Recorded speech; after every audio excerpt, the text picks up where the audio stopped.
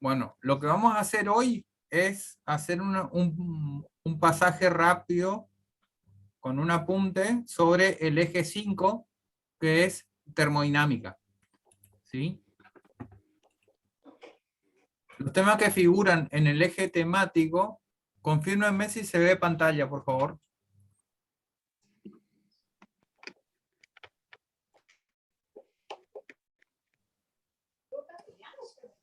Si se está viendo la pantalla compartida, podemos iniciar. Ahora sí. Bueno, perfecto. El eje 5 de la materia física 1 trata sobre termodinámica. Lo que vamos a ver hoy es una breve síntesis, ¿sí?, de los temas que están en pantalla. De una introducción, de explicar qué es la termodinámica, vamos a pasar por las leyes de la termodinámica, vamos a explicar el concepto de termometría, las propiedades termométricas, y vamos a hacer algún desarrollo sobre calor y temperatura, sistema y ambiente, equilibrio térmico y los procesos termodinámicos, que es la aplicación de esta rama de la ciencia. ¿Sí?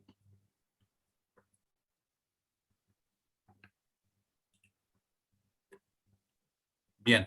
En la introducción, ¿la termodinámica qué es? Bueno, es una rama de la ciencia que describe las diversas relaciones entre las formas de energía que presenta la materia. ¿Sí? El enfoque de esta disciplina es macroscópico. Quiere decir que se analiza todo lo que se puede ver a simple vista. ¿Ah?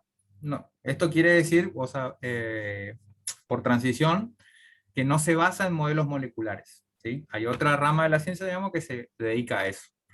Y no tiene como variable participante al tiempo. Es decir, analiza los sistemas y el medio que rodea al sistema, digamos, o sea, en un punto en particular. Los sistemas termodinámicos se pueden definir de la siguiente forma. Tengo el universo, que es el ambiente, el medio. Tengo un sistema, ¿sí?, que consta de una frontera con el universo. ¿Sí? Entonces, los sistemas termodinámicos se definen en base al universo que rodea el sistema y la frontera que delimita al sistema del universo. ¿Sí? Podemos clasificar a los sistemas según su composición, ¿sí?, o según los tipos de frontera en función a su comportamiento. ¿Sí? Acá abajo, como siempre, les dejo un enlace donde pueden ir a buscar información para profundizar el conocimiento. ¿Sí? Bien, vamos a clasificar los sistemas según su composición. Vamos a tener en esa clasificación sistemas homogéneos, en donde todos los puntos de su masa poseen iguales valores de cada una de sus propiedades intensivas. Después tenemos los sistemas heterogéneos, ¿sí?, que pueden tener más de un componente o diferentes propiedades intensivas en diferentes puntos de su masa. Ejemplos de estos son un vaso con una parte de aceite y una parte de agua, el hormigón como una piedra artificial es un sistema heterogéneo, depende de la escala que se utilice, ¿sí? La madera es heterogénea. Todo esto siempre dependiendo de la escala, pero básicamente tiene que ver con las propiedades intensivas. ¿Sí? Después, según el tipo de frontera, vamos a tener sistemas que son aislados, es decir, que no intercambian trabajo o materia o energía. ¿Sí?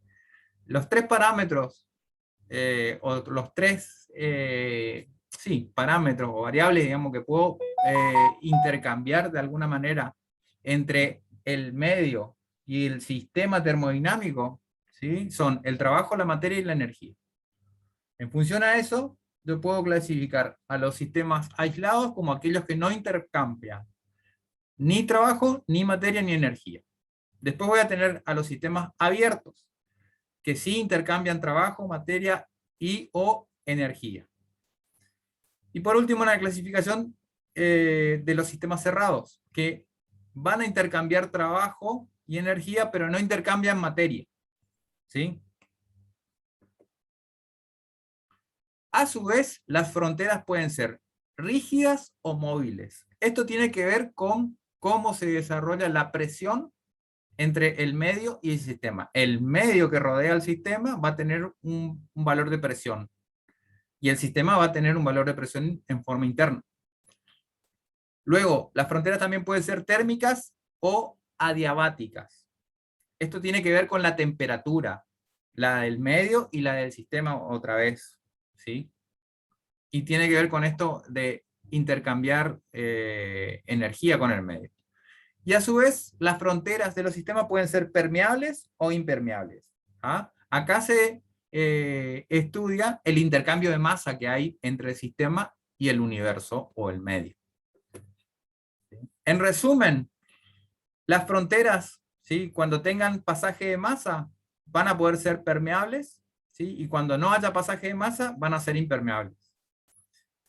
Cuando en la frontera exista una interacción térmica, es decir, un intercambio de calor, ¿sí?, van a ser consideradas diatérmicas. Y cuando no exista esta interacción térmica, el sistema se considera adiabático, ¿sí?, o la frontera en realidad se considera adiabática. Y cuando la interacción sea mecánica, ¿sí?, el sistema puede ser flexible o móvil, ¿sí?, o puede ser rígido. Es decir, que el medio va a incidir sobre la forma del sistema, ¿sí? Eso es lo que se conoce como interacción mecánica. Vamos a repasar un poquito los 4 principios más importantes de la termodinámica, ¿sí? La ley cero, ¿sí?, que se establece allá por 1930, refiere y define al concepto de temperatura. Cuando uno lee la ley cero, lo que va a encontrar, y pueden ir a buscar en el enlace que está abajo, ¿sí?, estas definiciones. La ley cero entonces refiere y define el concepto de temperatura, tomando 2 cuerpos y la diferencia de el intercambio de calor entre esos 2 cuerpos y un tercero, ¿no? Lo pueden ir a ver en el apunte, en el enlace que está abajo. La primera ley de la termodinámica, ¿sí?, va a establecer, en síntesis, que el cambio de energía en un sistema es proporcional al cambio de las energías en tránsito y es una magnitud conservativa. Esto habrán escuchado alguna vez en una definición, que la energía no se crea ni se destruye, sino que se transforma, ¿sí? Esto es lo que expresa la primera ley de la termodinámica. La segunda ley, ¿sí?, establece que el grado de desorden de los sistemas aumenta hasta alcanzar un punto de equilibrio, que es el estado de mayor desorden del sistema. Esto es un poquito engorroso, pero básicamente lo que quiere decir es que la entropía del universo está en constante aumento, ¿sí? La entropía se refiere al grado de desorden de un sistema. La tercera ley de la termodinámica, ¿sí?, dice que al llevar a un sistema al cero absoluto en términos de su temperatura, los procesos físicos se detienen y la entropía es constante. La entropía de un sistema llevado al cero absoluto, por ende, tendrá entropía definida y constante, ¿sí? En este enlace pueden ir a ver la definición de entropía, ¿sí?, de grado de desorden y demás cuestiones. Termometría. Vamos a ver de qué se encarga la termometría. Hasta acá, ¿tenemos alguna consulta? Denme ok, digamos, si se va entendiendo más o menos, digamos, esta pequeña síntesis, y continuamos.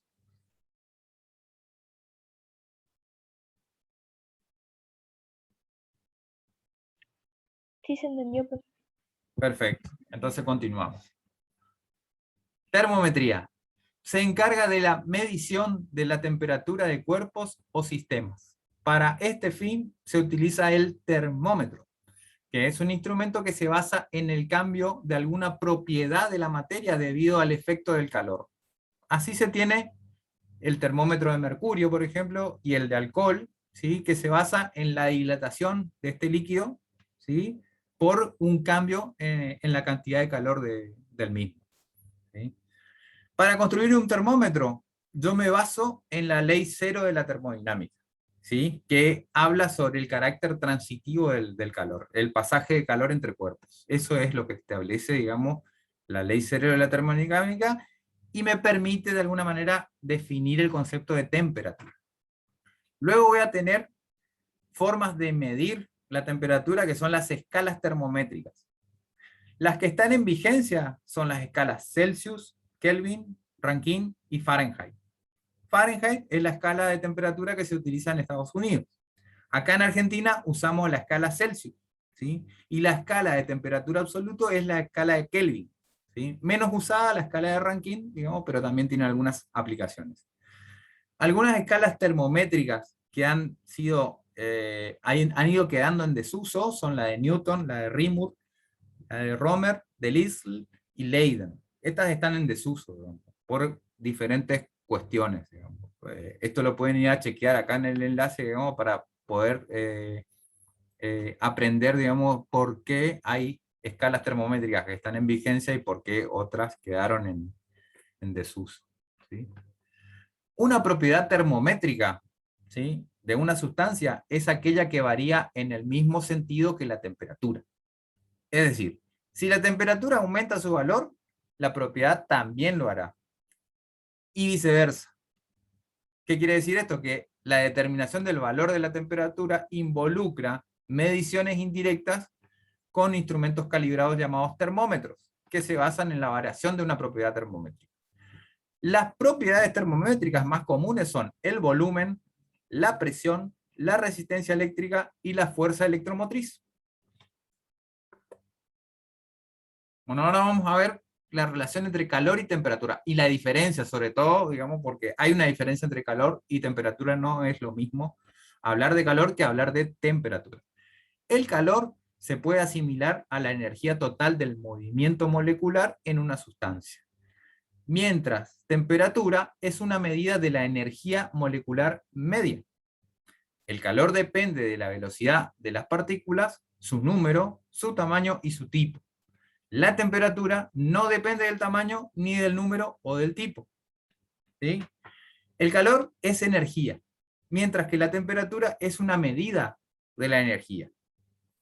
Vamos a un ejemplo. La temperatura del café en una taza puede ser igual que la temperatura del café en una jarra de 5 litros. Sin embargo, en la jarra habrá más calor. ¿Por qué? Porque al tener más líquido habrá más energía térmica total. ¿Se entiende esta diferencia? Por favor, díganme que sí o no. Y volvemos a repetirlo si no. Sí, profe. Perfecto. Sistema y ambiente.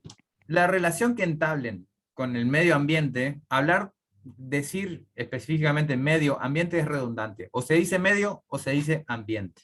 O se dice entorno. ¿Ah? La relación que entable un sistema con el medio la establecen según la medida de su forma de operación.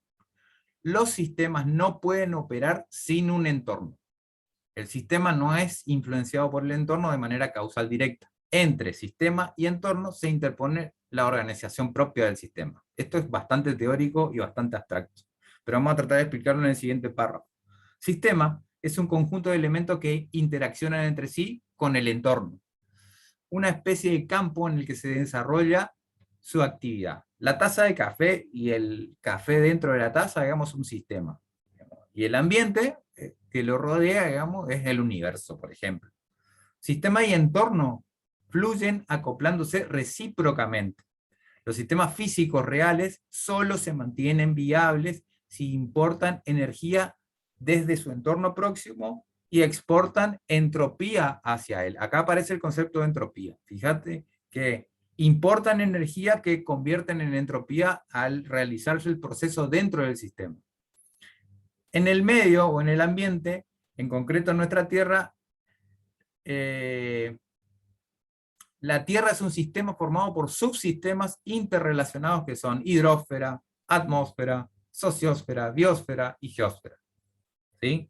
O sea, esto para definir qué es el ambiente con un ejemplo concreto, digamos, como puede ser el planeta Tierra. Vamos a hablar ahora de equilibrio térmico. Equilibrio térmico es aquel estado en el cual se igualan las temperaturas de dos cuerpos, las cuales, en sus condiciones iniciales, presentaban diferentes valores. Una vez que las temperaturas se han equiparado, se suspende el flujo neto promedio de calor entre ambos cuerpos. alcanzándose con ello el mencionado equilibrio térmico del sistema termodinámico. Cuando una persona sale de bañarse, por ejemplo, tiene un relativo frío porque el cuerpo había entrado en equilibrio con el agua caliente. Ahora deberá entrar en equilibrio con el ambiente, entonces el cuerpo se empieza a enfriar, ¿sí? Cuando se busca enfriar una taza de café, agregándole leche fría, también aparece esta cuestión del equilibrio térmico, ¿sí? Entonces se dice que los cuerpos en contacto térmico se encuentran en equilibrio térmico cuando no existe flujo de calor de un cuerpo hacia el otro.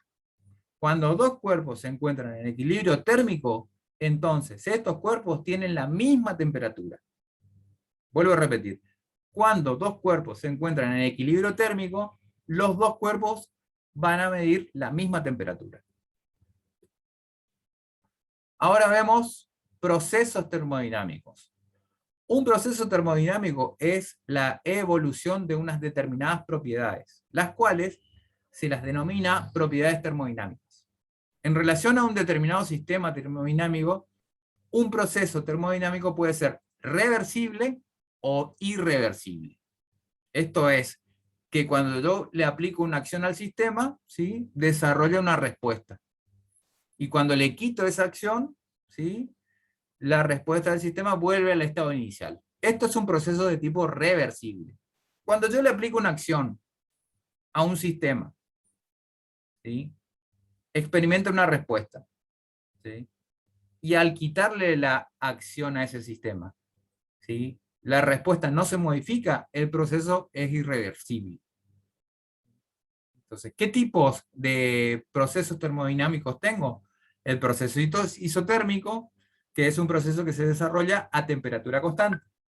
Después tengo el proceso isobárico, que es un proceso que se desarrolla a presión constante. El proceso isométrico o isocórico, ¿sí?, que es un proceso que se desarrolla a volumen constante. El proceso isoentálpico, que es un proceso a entalpía constante, y el proceso isoentrópico es un proceso a entropía constante. En un proceso termodinámico puede ser desde el derretimiento de un hielo, la combustión de un trozo de carbón, hasta la ignición de una mezcla de gasolina-aire para mover los pistones de un motor de combustión interna. Todos esos procesos termodinámicos están hablando de un modo de transformar la energía de una forma a otra. Y eso es todo lo de la clase de hoy. Bueno, ¿qué les pareció la clase?